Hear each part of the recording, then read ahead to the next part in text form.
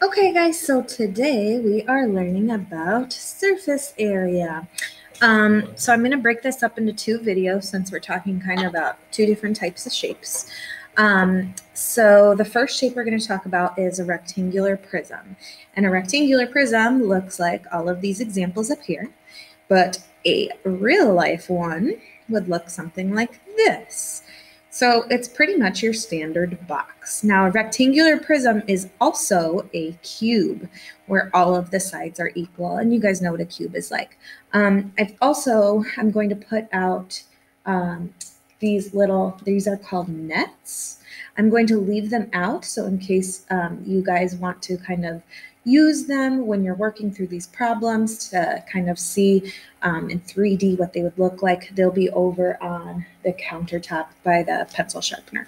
Okay, so the first one we're going to talk about is rectangular prisms, and we're going to learn a little bit about them. And then we're going to move on to something called surface area, which is the area of the surface of a 3D object. It's pretty self-explanatory. But first, let's talk a little bit about what the actual characteristics are of a rectangular prism. Okay, so there's something called faces on a shape, and these are like the sides. So each of these parts is a face. And when you fold it, I have all of these different faces on it. So in a cube and a rectangular prism, there are 6 faces. There's 6 of them. And there are 3 equal pairs because they have to fold up to meet each other. So for example, these are equal because they're across from each other. These sides are equal because they're across from each other. These right here. And then the top and bottom are also equal because they have to match up and be across from each other. So there's 3 pairs. And then we have something called edges. And this may be a review for some of you, but edges are these corner pieces. It's an edge of something on a shape. Okay, and there are 12 edges on a rectangular prism. Next up, vertices. A singular one of vertices is called a vertex. And those are like corners. So it has 8 of those. And so a vertice would be like, this is a vertex.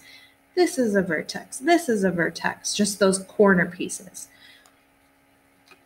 And then we're working on something called nets today. And a net is if I took the box, any rectangular prism, and I unfolded it, what would it look like? And there's a couple different ways that it can look like. It can obviously look like the one that's written out on your paper right here, and the one that is an example in this manipulative. But there can also be different ways that they're set up. So there's always going to be 4 main parts. 2, 3, 4. And you want to draw these examples on your paper too. The only important thing, or not the only, but most important thing, is that there are 2 opposite flaps on either side, because those are the ones that do the closing up of the edges. Okay, so this one would work because there's 4 main parts and then has 2 opposite edges. You could also look at it like this and have the opposite edges there. Okay, as long as it folds up and creates a solid, no openings, rectangular prism, then that would work as a net. Then what it would look like 3D. This is like, I know I've seen you guys draw these before, but I like to draw a rectangle first, and then another rectangle behind it, and then I connect the edges. And that's what it looks like 3D. But obviously, you could do it lengthwise as well, so that it's standing up like that. Okay? And then the last thing that we're going to talk about is the surface area. Yay! And we get the surface area by adding the area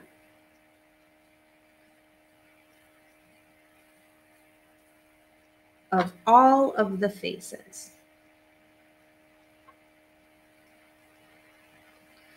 And like I said, with a rectangular prism, there's going to be 3 that match. Okay, so I'll find the area of one face, okay, multiply that by 2 because it has a pair. Find the area of another face, multiply that by 2 because it has another pair. And then the third face, to make it all close up, multiply that by 2 because it has a match. And then whatever that equals, we'll do an example. I would add that all up to get the total surface area. So now if you open up your packet, we have one of these. Find the surface area of the rectangular prism. So I like to color code. You guys know me.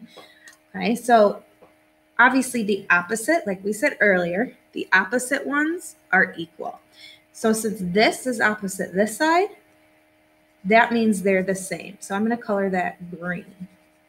If you need to pause and get highlighters, go for it. Okay. Next, I have these little ones. And as you can see, these two aren't opposite, right? They're not right next to each other. But if I folded this up,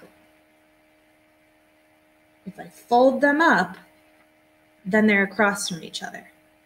Okay. So those are equal.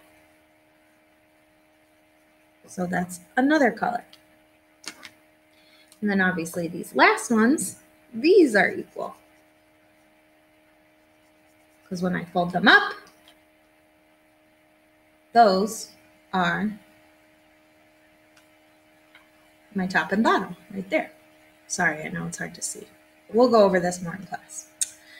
So now I like to pick out my colors. So I have a green side. Well, let's look at the dimensions of the green side. Okay, the base of this rectangle right here is 15 and the height is 8. So for the green side, I have to do 15 times 8. And on my calculator, 15 times 8, is 120. But remember, I have 2 of them, 2 green sides. So I'm going to multiply it by 2 to get 240. And now I know that each of those are 120, but when I add them together, I get 240. If you want to label inside, you can too. All right, let's work on the pink one next. So I set up my pink. Here my base is 8 and my height is 7. So 7 times 8, it's 56. But I don't just have one of them, I have 2. And 56 times 2 gives me 112. So I know that both of these sides together gives me 112. And then last, I have the blue side. Maybe I should have picked a different pen color. Okay, the base here is 15. And the height, I have to look. Okay, what is this line equal? I don't have that information, but I know it's going to be equal to this line. I don't know what that one is, so I have to look at this one. And I can see here that it matches up with 7. So that 7 carries across for all of these. So it's 15 times 7 for that one. 15 times 7. I have 30 seconds.